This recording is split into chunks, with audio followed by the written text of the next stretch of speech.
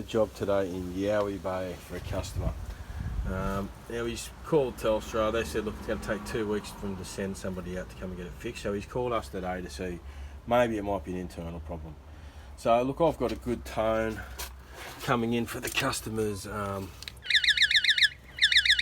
kitchen socket. I tested that with the lines test set also, and everything's testing fine. And there's no dial tone on there. You can see I've got a Bodinsky connected in. But the customer said they need to send a lot of guys working out here in the pit. So I'm just going to show you something here. So they've just installed a new pit, right, for NBN to come through. But I popped open the lid. Have a look at that. And they've tried to cut under.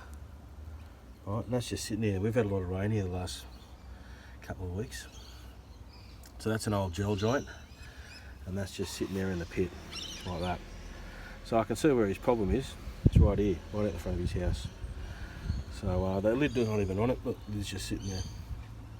So this is obviously a network issue. Lovely work, lovely work. But as you can see, there's an FTTC box here, fibre to the curb box. So, you know, I'm sure they're not going to want to spend the money to rehabilitate that when they can jump them over to NBN. But who knows how they work. That's what's here, and the customer has not got no dial tone, no internet at the moment. But I'm pretty sure it's going to be this cut under joint here. Have a go at that.